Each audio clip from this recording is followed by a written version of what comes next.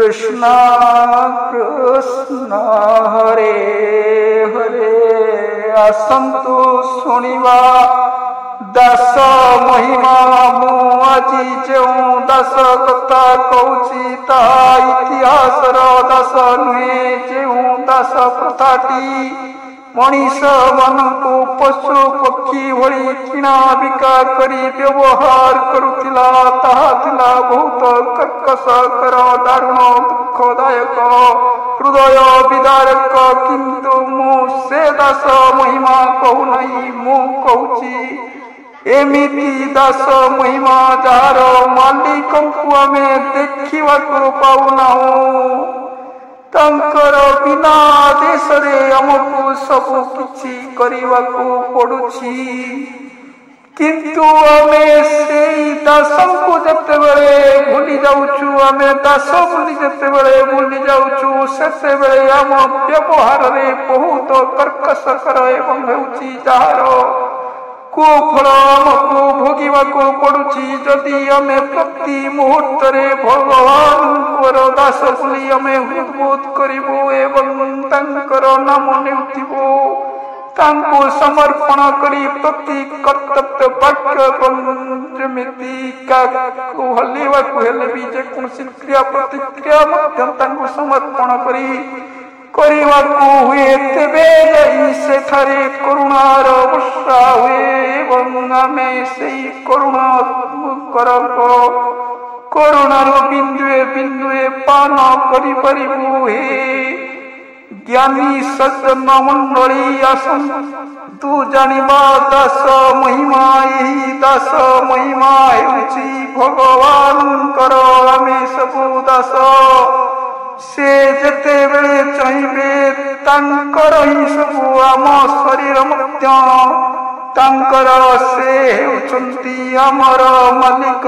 किंतु से करुणामय तांकर ठारे करुणा ही जड़ित से कृपा सिंधु कृपा करंती समस्तंको कृपारे आशीर्वाद रे कल्याण करि चली थांती। किंतु आमे कहूचु जे आमको तो भगवानकर दर्शन हेउ नहीं।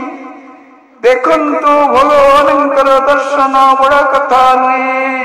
तांको दर्शन तांको पाखरे थाई मध्य तांको ठारू करुणा पाई हुए नहीं। किंतु बिना दर्शन रे बिना साक्षात रे तांको ठारू करुणार बारिधि पाई हुए। जदि आपण तांको ठारे निजको समर्पण करी दियंती देखंतु महाभारतर सेई महामहिमा कथाटिको जानिबा द्रौपदींकर वस्त्र हरण कुरु सवारी बेले द्रौपदींकर वस्त्र हरण हेउथिला। ए भारतर भरत साम्राज्यर एई कुलबधुर लज्जार लंघन हेउथिला। सेतेबेले जेतेबेले लंघन होई जाउथिला द्रौपदी प्रति मुहूर्त रे भगवान को डाकुथिले। किंतु भगवान पाखरे थिले भगवानकर करुणा बारिधि तांको मिलु नथिला। तांको सामने थिले तांको साक्षात थिले तांको मन रे थिले किंतु समर्पण करि नथिले।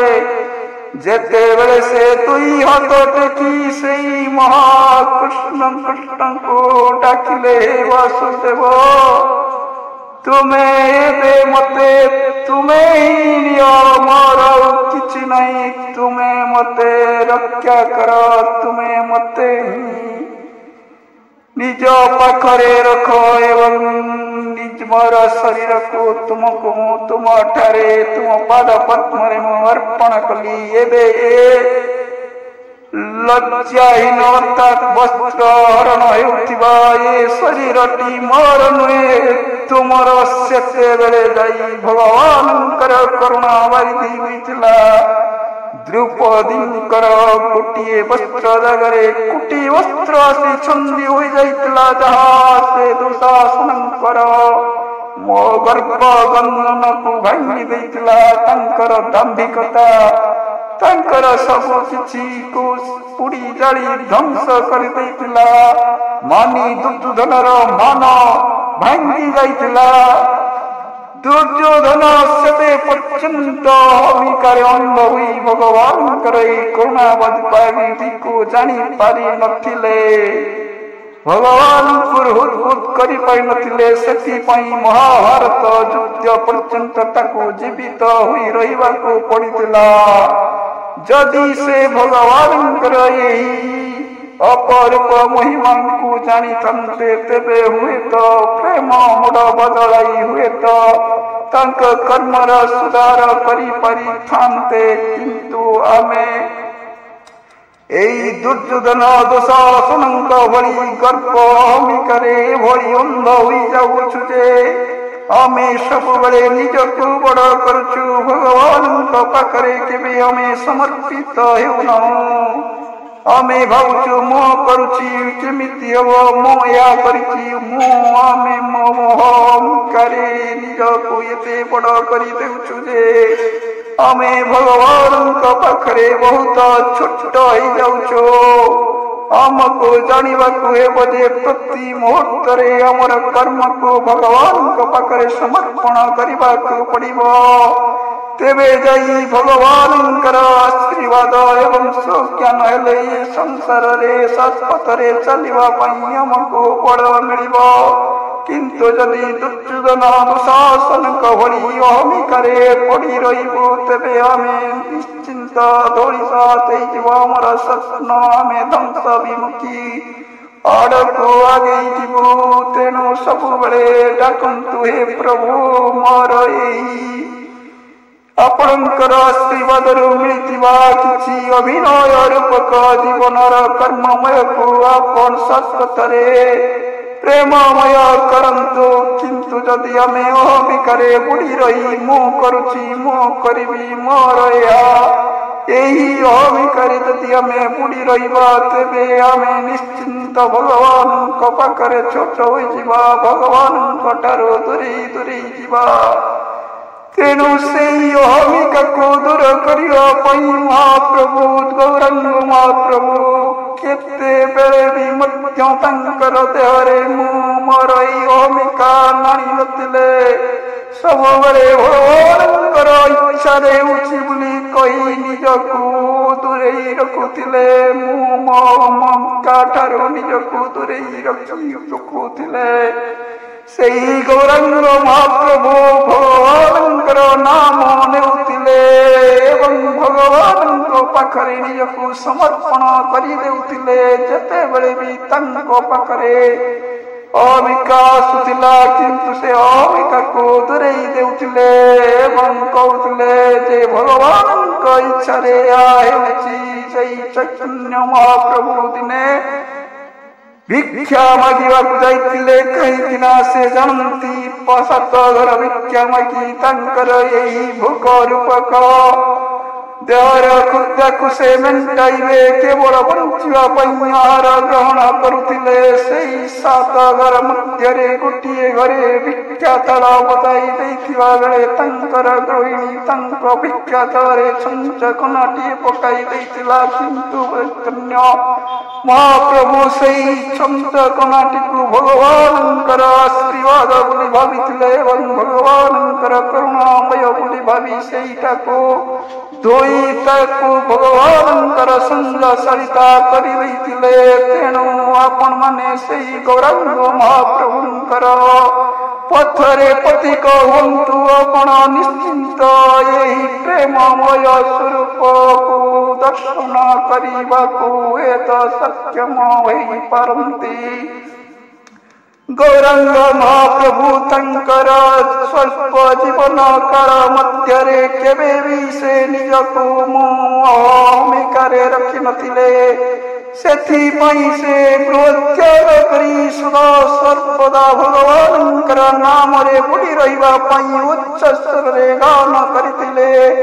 ହରେ ରାମ ରାମ ରାମ ହରେ ହରେ, ହରେ କୃଷ୍ଣ କୃଷ୍ଣ କୃଷ୍ଣ ହରେ ହରେ। ଏହି ମହାମନ୍ତ୍ରଟି ସେତେବେଳେ ଉତ୍କୀର୍ଣ୍ଣ ହୋଇଥିଲା ଯେତେବେଳେ ମହାପ୍ରଭୁଙ୍କର ଆଶୀର୍ବାଦ ଗୌରାଙ୍ଗ ମହାପ୍ରଭୁଙ୍କ ଉପରେ ଥିଲା।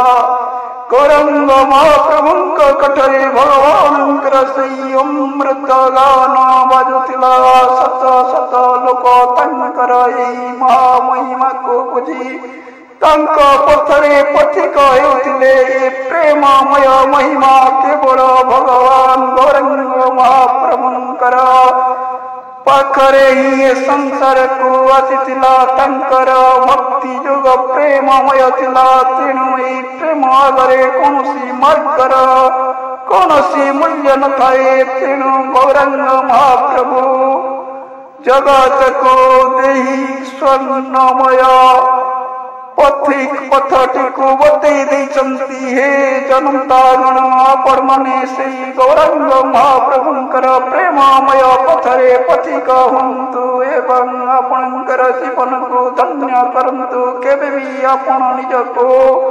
मोहमिकारे बुड़ाई दियंतु नहीं सदा सर्वदा सेई आमे सबु भगवानंकर दास भावरे निजको गणतु भगवानंकर दास तेणु मु किछि नुहे मोर ए संसार रे किछि नहीं जहाँ भी सबु आसुची से सबु भगवानंकर तेणु मोर कौनसी प्राप्य नुहे तेणु यही सबु को मोर कही रखंतु नहीं सबु भगवानंकर तेणु कौनसी जिनिस भी निजर भावी अहमिका निज देह शरीर भितर रखंतु नहीं मन भितर रखंतु नहीं मन को सदा सर्वदा निर्मल रखंतु परिष्कार करंतु मन परिष्कार निर्मल हेले एठी परमहंस खेली थाय भगवानंकर मनस पट आसीथाय तेणु आपण केबे भी एते बेले भी कौनसी अर्थ मोह घर द्वार संसार प्रति कौनसीटा भी निजर कहंतु नहीं